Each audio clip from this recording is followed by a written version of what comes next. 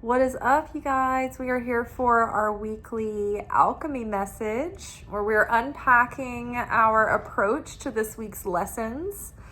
And I have to say, this is almost like a two-part episode because last night we had our weekly manifestation oracle message.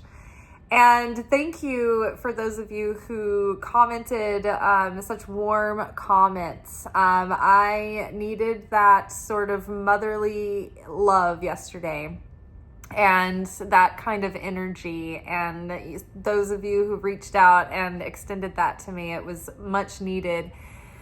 Because yesterday was a day where the energy of the day, it was like we've been warned that Scorpio season is going to be intense and the tests are going to reveal themselves. And if we can, see these coming and overcome them, it's like we have passed the test of embodiment in this new chapter, right? And as the universe keeps sending us these sort of similar tests and we prove that we're not showing up the same old way that we did, it's like there's no more need for these lessons to keep repeating themselves. So this moment where we have left the old behind and we're transitioning into the new in this Scorpio season, it's at a next level and it can feel oh so intense, and it can even seem like when these tests come up,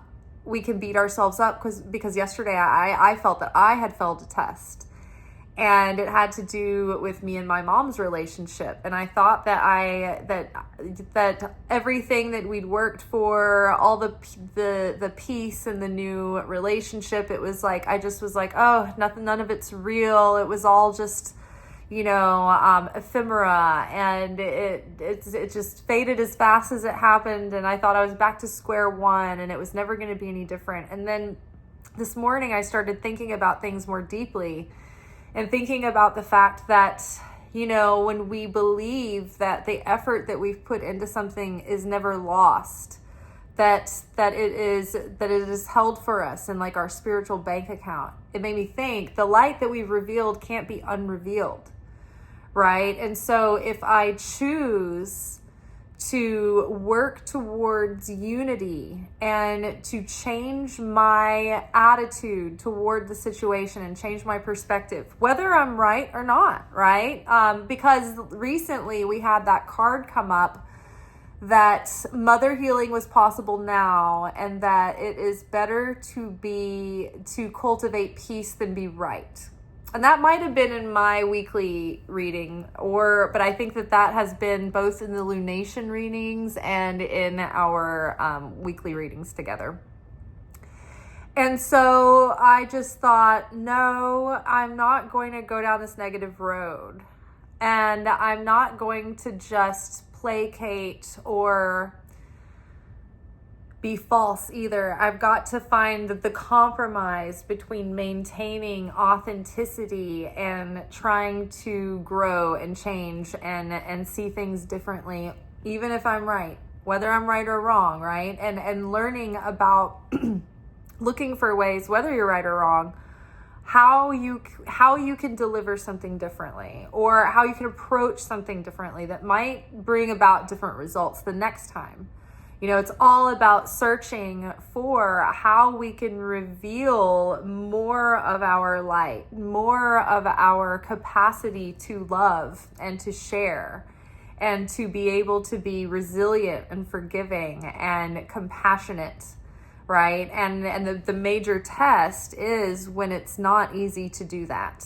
And usually it has, it's when it's someone who's the closest to you, who's put the button there and who is hurting you the most, or that you're the most upset with. It's like, that's the test of your spirituality. It's like, how well do you love the people who are difficult to love? How well do you forgive the people who have hurt you the deepest and for the most longest and most enduring with the most consequences, right? The strangers that pass and go, they're easy to feel compassion for and unconditional love in a moment, because they didn't give you the triggers and the buttons that you walk around with, right? So that was something that I just wanted to share from yesterday to today, leading up to our reading, because after yesterday, I was thinking, when I closed our video last night, and I was like, well, we'll be back together for our weekly alchemy message where we unpack the lessons and our approach to the work. I was thinking, my God, I'm not getting a very good grade this week. My approach to the work has been catastrophic. And it's interesting too, because this morning, between all of the Bible lessons and things I was like taking in, and some of the other synchronistic messages that the universe brings you, God kept showing up to comfort me, to let me know that I hadn't made some catastrophic mistake, that I was growing in the right direction, and I was growing in the right way.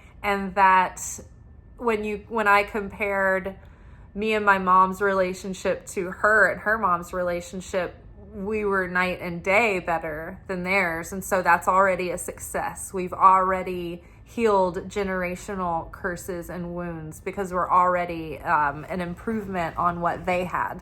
So that started to comfort me. And then I saw some really nice comment that a viewer had left that kind of solidified that notion and that message that I was getting. And it brought me a lot of comfort, right? But then that led into today's reading for the unpacking of our approach to the lessons this week, which it's like, take heart if you feel like you've hit a snare and a stumbling block this week. Don't lose hope. Don't despair. Don't think that it's all for naught or that it's all been lost, because you're still in the test. You haven't failed the test yet. You're in the midst of it, right? This is the test. So when the opponent comes to set the trap, there's actually two opponents. There's the feminine opponent, the feminine Satan, and the masculine Satan. The masculine Satan comes first and tries to lure you into the temptation to make the mistake. But the feminine Satan, and so through making the mistake, it's like the Satan gets to grab the light and hold it for a minute, right? Let me see if I can capture this light flare. And then the feminine Satan comes in and is like, oh, nothing's ever going to change for you. What's the point of it? Just start sleeping the day away. You've got nothing to give, you've got nothing to offer. Like the feminine Satan comes in and makes you feel shame, and makes you feel worthless, and makes you feel like shit, and makes you want to feel like giving up and self-loathing and just rotting in your angst, right? And so when the feminine Satan gets in there and accomplishes that, then it's like the light that the male Satan was grabbing, it's like they take so much more. They get to keep that. They take a whole bunch more. And then they might even be preventing you from revealing future light, because depending on how long that thing takes you out and keeps you down and low, it's like, how fast can you bounce back from that? How fast can you be resilient and shift your consciousness? And so that was very interesting. So today's cards, coming from the Wild Unknown Alchemy deck, we've got the Yellowing, followed by Mortifico or Mortification, and followed by the Red and White Rose.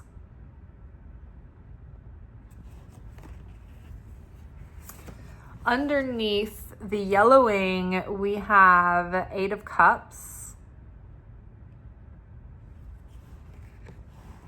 Underneath Mortification, we have 6 of Cups. Or no, 6 of Pentacles. Sorry, I was just like looking at the cups, not even thinking. Just like miles away. Just channeling. Underneath Red and White Rose, we have 10 of Wands. I love this 10 of Wands card. All right. So I'm going to pause this and let you guys listen to the audio. It's about 1.5 minutes, and then we're going to come right back. And that way you can see the picture of the spread and you can hear the blog post, and I won't worry that I've forgotten anything, and then we can come back and riff. I eat. It might feel like you just hit a snag or a wall or had a major setback, but appearances can be deceiving.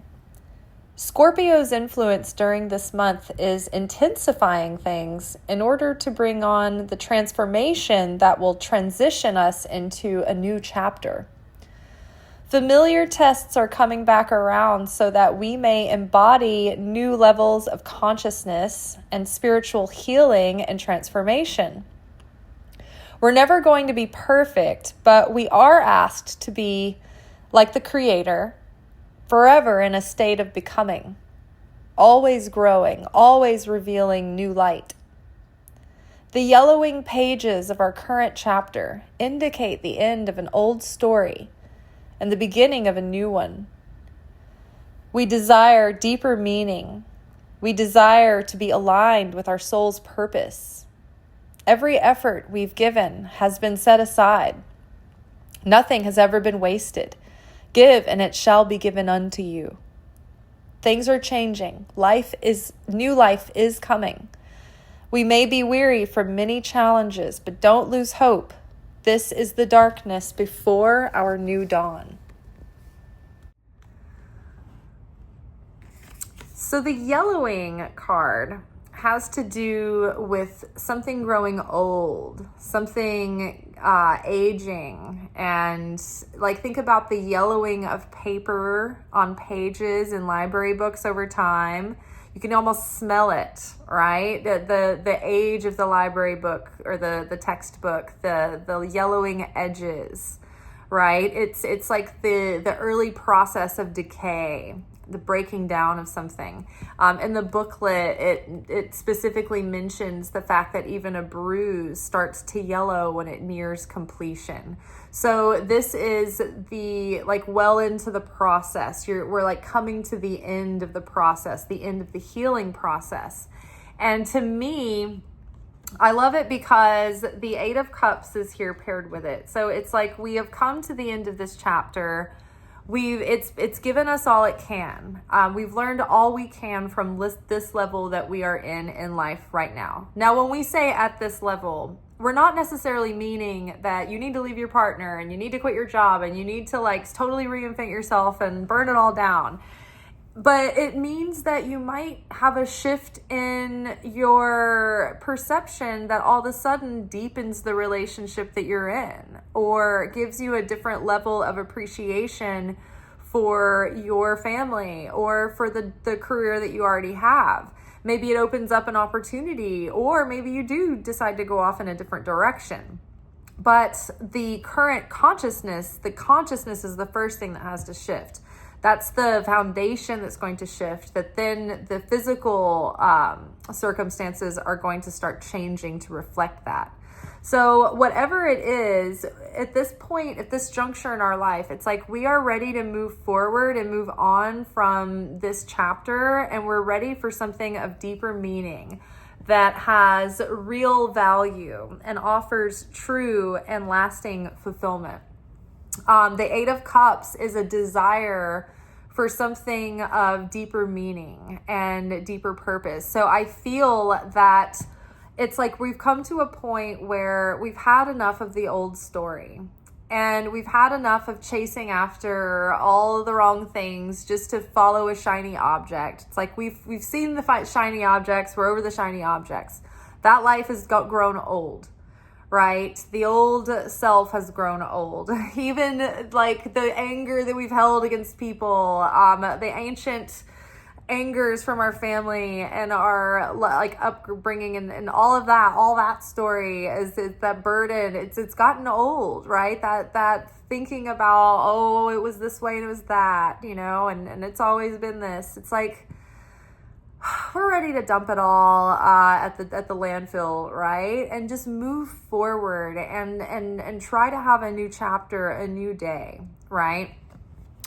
So here we come to the Mortifico card, which it's interesting because here we have the yellowing signaling a beginning of a decay. You know, we see the leaves are just turning yellow and orange and crimson here in Nashville, right? So it indicates that fall is coming and that the process of death is beginning. And so the Celts planted the seeds in the fall so that the quiet breakdown and the decomposition of winter and death could actually regenerate and rejuvenate. And it's like the death and resurrection. So while we're in the underworld, in the process of death over the next couple of months, it's like this deep, enriching sleep where we are being rejuvenated and nurtured and nourished, and new things are coming. But we have to allow the death of the old to occur, because we have to let it go. We have to shed it like old skin, right? I just had this image of this snake like shedding its skin, but then trying to hold on to the old skin, and it's grown out of its old skin, so it just keeps kind of carrying it around like a stole or like a shawl. And it's just more and more grotesque, and all of the old skins, they just keep hanging around. And yeah, it's like it's time to allow the new chapter to come. And I think that this discomfort of the season, of the Scorpio season, is the catalyst. It's like the thing that's causing it to come out. Like the intensity of Scorpio season might be offering moments or experiences of things that show us something that maybe would have been tolerable before, but that we find almost despicable and impossible to look upon or to carry on with now.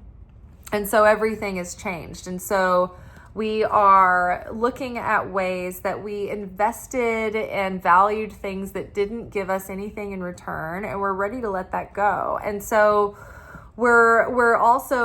we've seen that the pursuit of self-desire and to receive for the self alone and receive instant gratification leaves us feeling empty and more empty and more numb. The more we take, nothing satiates it, right? So when we become a vessel for the light, and we become a vessel that wants to share for the sake, or wants to receive for the sake of sharing, and wants to learn and heal for the sake of spreading goodness and light and helping others, then that gives us a whole new life and a whole new sort of cosmic scale that we're working with. It becomes about the blessings that come to you, move through you, and are shared with others. And therefore the creator is like, oh, give to this person. This person is going to spread the good and share the beauty into the world. You know, there's no reason giving it to this vessel or that's just going to trap it there and hide the light in a bushel basket and keep it hidden, right? So the more we open ourselves, it's like the more we share, the more we open ourselves to receiving. What is the give and it shall be given unto you is the oracle card that I have right now with Jesus's words. I can't see which gospel that's from, but give and it shall be given unto you. What you want, you give so that you receive, because it's all vibration, right? Whether it's ingoing or outgoing, if you want to give, be that thing, radiate that energy. If you want to receive, like if you want to make a friend, be a friend, right? If you want to have, success, then give of the money that you make and share that, and then it will come back. It's like through our giving, that money is like cleaned. It's like money. It's like spiritual money laundering. When we receive money, that money has the potential to do great things and expand and multiply, or it can cause harm, or it can just sit and go, inactive or whatever. And so and create chaos. And so what happens is when we tithe, the tithing washes that money of any of the negative chaotic energy around it, and it blesses the money for that portion that you have for that week, or whatever that portion is. It blesses that money and it goes on, and that money, whatever it touches, that money is blessed, right? But if we don't give that portion, then the money is tainted. I didn't get to tithe last week. It was like a combination of busyness and stress and fear and avoidance and, feeling like other expenses had come up. And it was like, I kept thinking like, I need to tithe. I need to tithe. Why haven't I tithed? And it was almost like there was also another part of me that was like, you need to see what happens when you don't tithe, or like there's a reason why you're not, but it's not because I shouldn't be giving, but there's something that I'm going to see in this. And it's funny too, because every week that I've tithed, I've made an unusually, like a little bit more money at work, and it's been unusual. And it hasn't necessarily seemed like that was what was going to happen at work, but by the end of the week, like it all added up, and like my checks have been a little bit more than usual. Whereas this week they have been less than usual, less than normal. Every night my tips have been, and there's been a little bit more, just like there hasn't been as much, there's been a little bit more chaos this week. Let's just put it that way. So I do think that is interesting. I do think that as we give, it attracts more to us. But I also think that it does, like, as I've learned through Kabbalah, that it does cleanse that money when you tithe, and it protects you from the chaos that can result around money. All right. And then the red and white rose.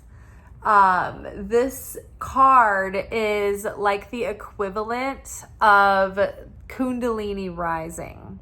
So this is like the regenerative, new resurrection energy, the phoenix rising. It's like the integration of our change and healing and transformation, but maintaining our true self. It's like these colors are mixing together, but they're maintaining their own individual radiance, right? So the growth and the change and the transformation have taken place, but we haven't lost ourselves in it. We've revealed more of ourselves through that. And even when it comes to, compromising and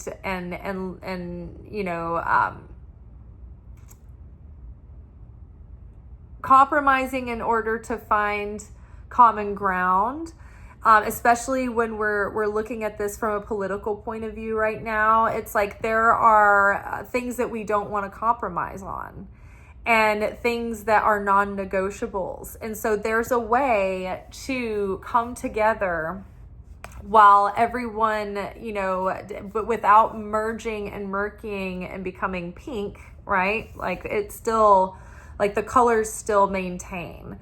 People still maintain their identity, and they don't lose who they are. They don't compromise their values. They don't compromise themselves, but they're able to adopt understanding and cross the aisle or bridge the gap, as it were. Like we're doing this within ourselves in our own healing. Like we're healing without losing our own personality, right? Like we're not watering ourselves down and becoming less of who we are because we're shedding these old mindsets or these old masks or defense mechanisms, but instead we're being more enhanced and becoming more of who we are. So this is happening on a personal level on the inside. We're also integrating and embodying this by how we're able to integrate and work with people in the outer material world as well, with each other and also within ourselves. And so this power is being revealed, this light is being revealed as we overcome these difficult cycles and difficult patterns and things that have been difficult to face, right? 10 of Wands is like you've been through a lot of challenges. You've been through heavy burdens through your life, and you've gone through a lot of trials, but you have made it through those trials and you've conquered those trials, and now it's like you're finally coming to a point where you're breaking patterns and you're seeing through those limiting beliefs, and you're really coming to a change. And so the energy is shifting, the energy is the vibration is changing, right? Sometimes this card can indicate that you kind of like life to be challenging. There's certain like astrological aspects where like personality types from certain astrological combos, it's like they're not happy without an actual like meaty challenge on their plate. And so some people thrive in it, right? And so we're coming to the end of a difficult time and a difficult period. And so maybe, when we're having a tendency to go, okay, I can either take this familiar road or I can take this new road. It's like, do you want to take the hard way? Like, are you choosing the hard route, or is there a simpler, more enjoyable route that you could take? Or am I just taking this more difficult path because I'm used to taking the more difficult path, and my nervous system is just more familiar with the difficulty? Or do I have an opportunity to turn and take a new route, a new path, and explore new territory, right?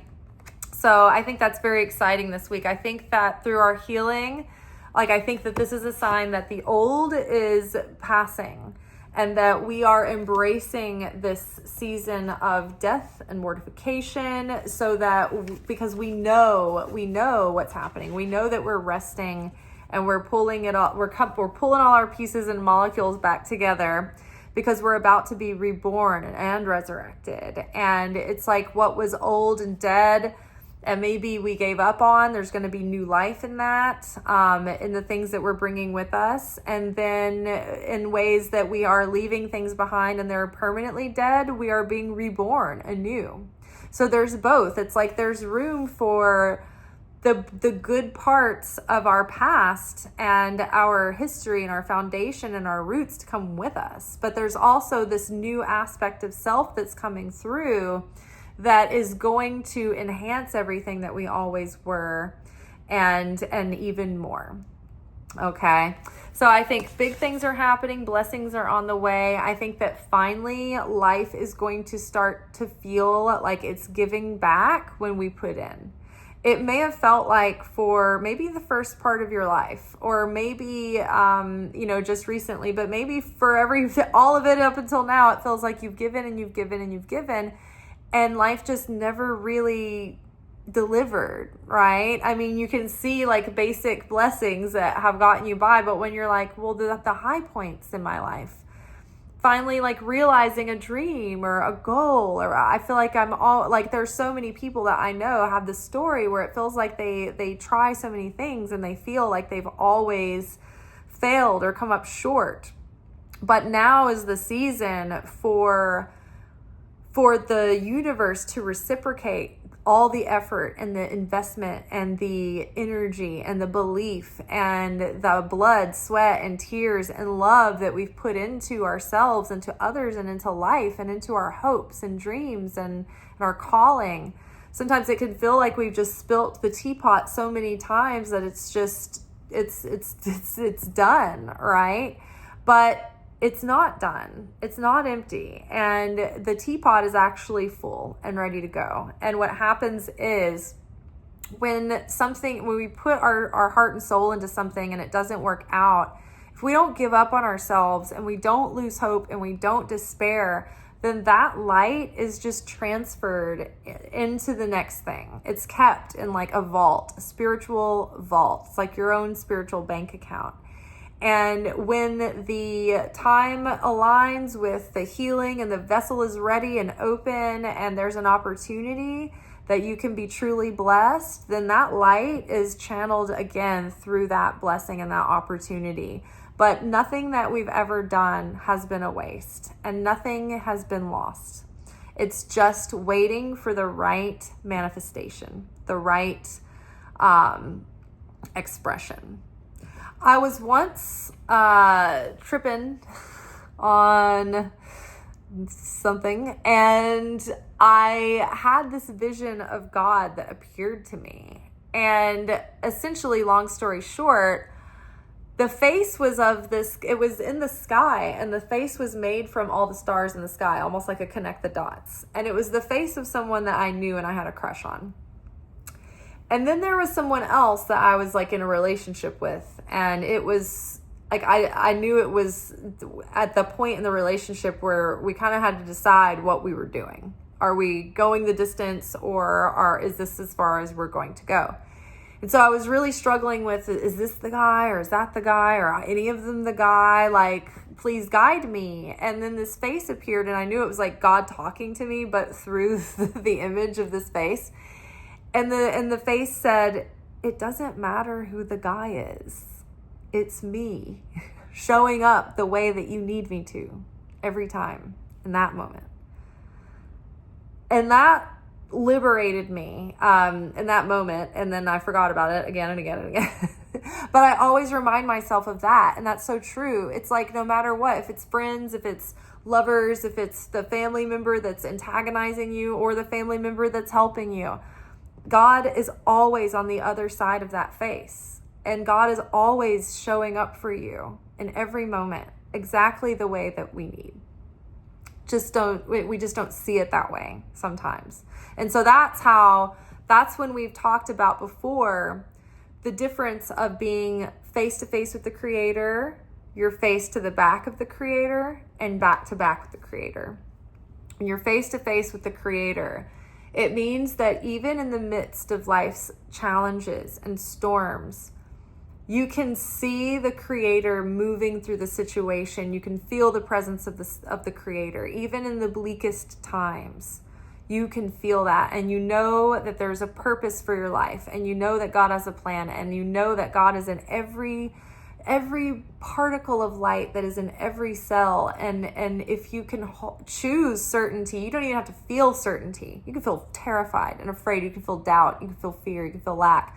But if you choose, I don't want to entertain these thoughts. These are not the thoughts that I want. I'm declaring that I choose certainty. I'm pretending to be certain that God is with me and that God has a purpose. Even if I just say it and I don't feel it and I don't mean it, if I just keep choosing that and keep choosing at that, it's like voting in a booth, right? It doesn't matter what you're thinking or what you're feeling. If you vote for the consciousness of the Creator, if you vote for certainty, if you choose it and choose it and choose it, it's like that is step by step by step, just enough of a mustard seed to reveal that God can move through that situation, and God can reveal miracles in that situation. And sometimes you know that, like, I know that God is with me, but I know that I can't see why at this moment, but I know He's here. Now, facing God's back means that you went through an experience, a difficulty, a tribulation, and you don't quite understand it at the time. Like, you don't feel God in the situation at the time. In fact, during the experience, you're like, this sucks, I'm cursed. Like, this is so unfair. This is so unjust. I can't believe this is happening. Why is this happening to me? And you're totally lost in the darkness of it. But then after the intensity and you have a little bit of hindsight and maybe you're getting through the situation, or at least getting your bearings within it, then you're starting to see, okay, after the fact, after I've gotten some distance, after I've started working through it, now I can see, looking back. It's like when you see God's back, that means that you understand the lesson in hindsight. That later on, maybe not in the moment, you were scared in the moment, you were alone, you were naked, you were exposed in the moment.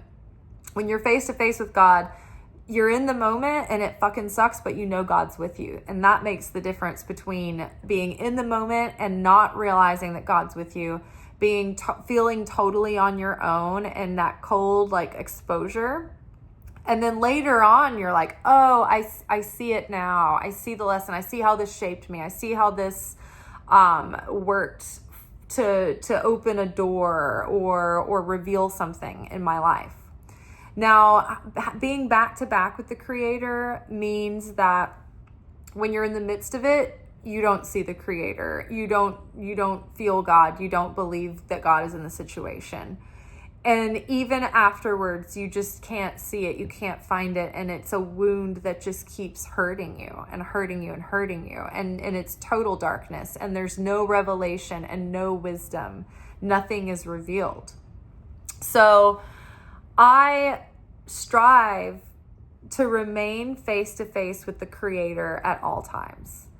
I think King David said something to the effect of feeling the hot breath of God on one's face. And in some instances, that is describing God's anger at you in the moment. But to me, I think of when my dad would say goodnight to us and put us to bed and reach down and when he said our prayers with us and he would give us a kiss, that hot breath, the mustache, daddy's mustache, whatever was left from dinner, I remember that feeling.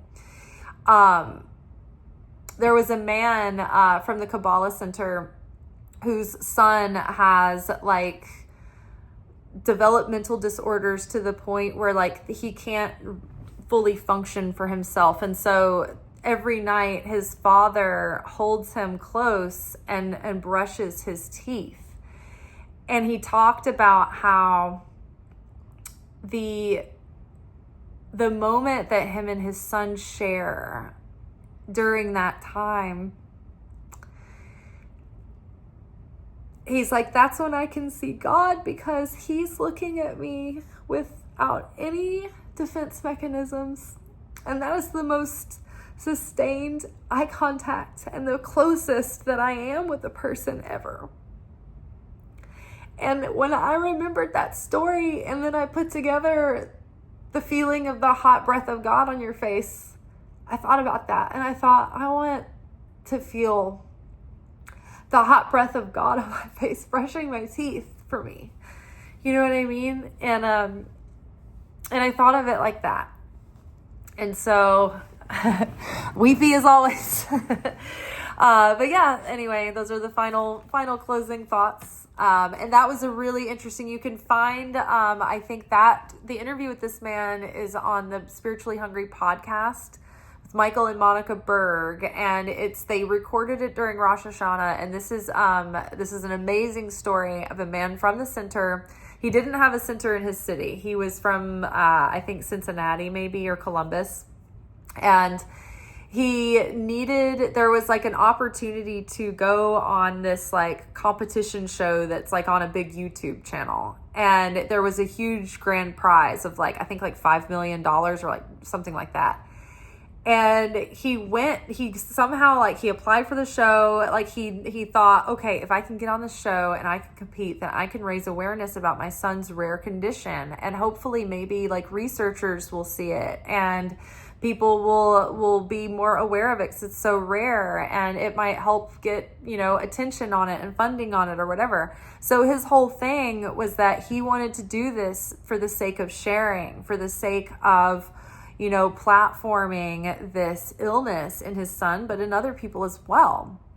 And so, long story short, he got on the show and made it into the finale, and it was so suspenseful. I haven't seen this show. I think it was something that happened over a whole series, a season where there was many episodes, and it was over a few weeks, and there were teams and allies and friends and everything. And he ended up winning. And it was down to pins and needles. But he, the last final thing was that, the last challenge revolved around picking a suitcase and knowing something about the thing. There was a clue about the suitcase. and he'd noticed that day that it was like the 6th month of Virgo at the time, at like the preparation for Teshuvah for Rosh Hashanah. And then there was other 6s that he kept seeing that were significant about like holy things and just mundane things around him. And it just kept showing him, and he kept noticing 6s everywhere. And so he was like, okay, when they walked into the room and he saw the numbered suitcases, he didn't know what the thing was, but he was like, it's 6. And it was, and he won. So that's amazing. So anyway, I think that you can find their channel on YouTube, or you can listen to it on podcasts. But the leader of the Kabbalah Center, the head teacher, and his wife, it's Michael and Monica Berg, but their podcast is called Spiritually Hungry. And so you can find that on the Kabbalah Center's YouTube channel. Spiritually Hungry might have their own YouTube channel also, but they're included under the Kabbalah Center's content. And then they have their own podcast too. So that's a really cool, interesting story that they shared at Rosh Hashanah, but then they released that as their episode that week. So it was like really cool. All right, that's all for tonight, you guys. I'll see y'all tomorrow for our weekly romance oracle reading. Ciao.